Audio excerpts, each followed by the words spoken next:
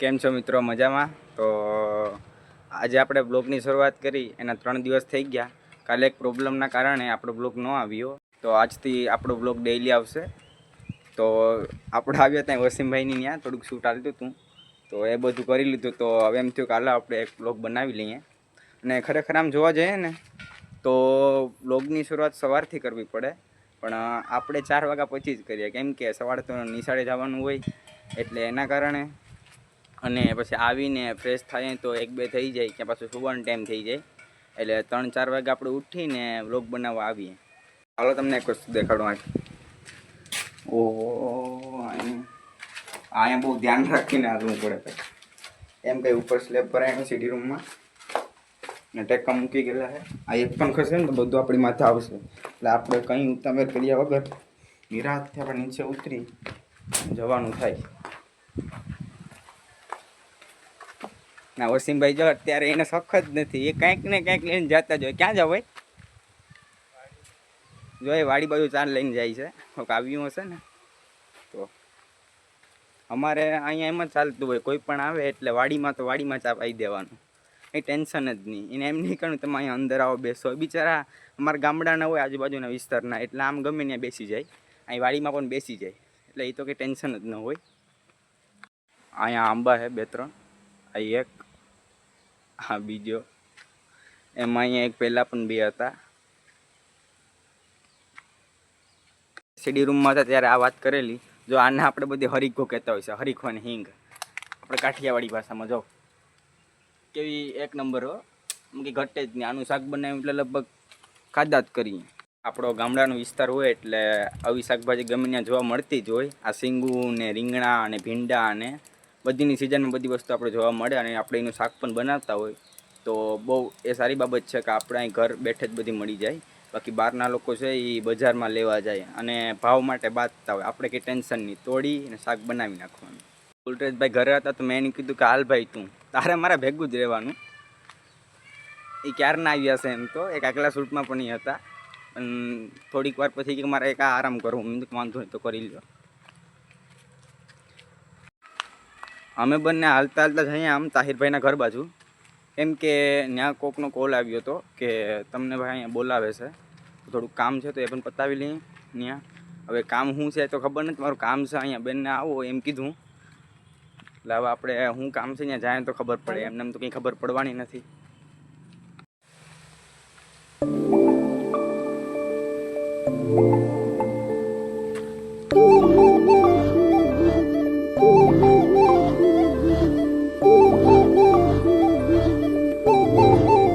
શું હોય એટલે આ પ્રોબ્લેમ તો હોય જ આપણે ગામડાના વિસ્તારમાં.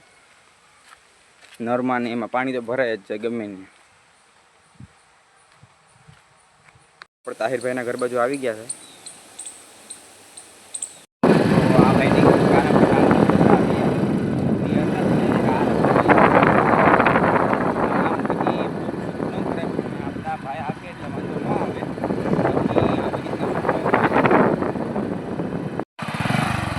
ધ્યાન રાખજો. એટલે આ ગાયો જાય છે અહીંયા, અમે જાય પાણી જો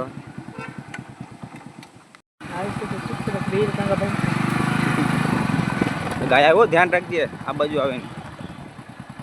કાલે વાત કરી કે પાણી આવે તો જો અહીંયાથી જ પાણી આવે.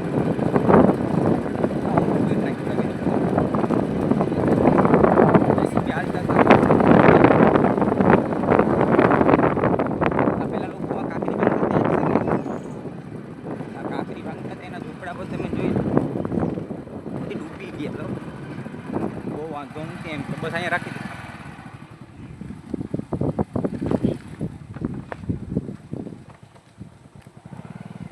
તો અમારા ગામમાં આને કડો કે કડું, આપણે કડામાં જાઉં કડામાં, અને કડો કે અમારા ગામમાં. તો અહીંયા પાણીનો ફૂલ પ્રમાણમાં ભરાવો છે. દિવસે આપણે વાત કરેલી કે પાણી આવે તો એ અહીંયાથી જ આવે ને ભાઈ. પાણી એટલું આવે ને કે એની વાત જ પૂછવામાં, રોડ ઉપરથી પણ ન નીકળે એવી પરિસ્થિતિ ઊભી થઈ ગઈ.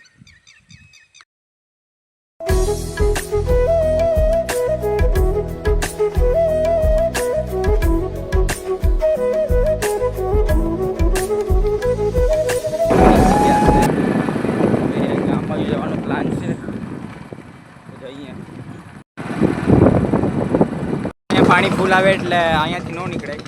આ રસ્તો છે, આ પાણી ઓલી સાઈડ જાય છે. અહીંયાથી આપણે પરમ દિવસે ગયેલા ત્યાં પાણી જાય છે. રોડ ઉપરથી ન નીકળે, ફૂલ પાણી ન નીકળે. આપણે જયેશભાઈની દુકાન આવી ગયા છે. થોડા બોડા પીએ. અરે તાર નથી પી બે કેમ્પ આપજો તો બે પાવર અપ.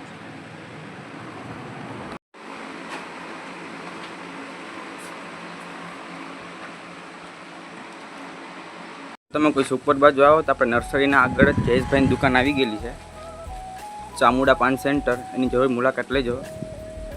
સામે જ છે ચામુડા પાન સેન્ટર.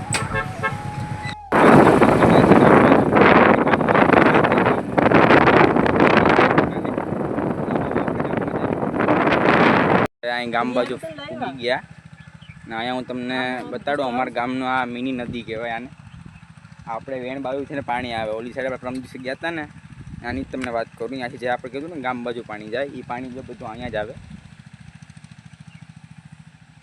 આ રસ્તો પણ બંધ જ થઈ ગયો ભાઈ. આ બધી રસ્તા કેટલાય છે, સુમાં હું આવે એટલે રસ્તા બધી બંધ, પૂર આવે એટલે.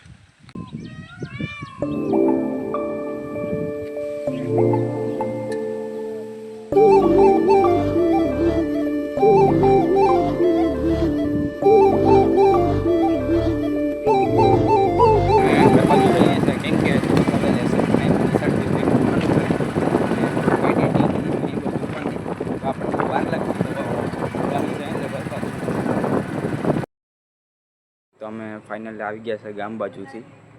આજ બહુ ફર્યા બધીમાં, સોડા પણ પીધી અને ખૂબ આનંદ મળ્યો. તો ભાઈ જલસા કરીને આપણે ઘરે તો પૂગી જ ગયા આટા મારતા મારતા. તો હવે બસ આજના બ્લોગમાં એટલું જ કહીશ. જો તમને અમારા બ્લોગ ગમતા હોય તો વિડીયોને લાઇક, શેર અને સબસ્ક્રાઈબ કરવાનું ન ભૂલતા. મળીએ કાલના બ્લોગ.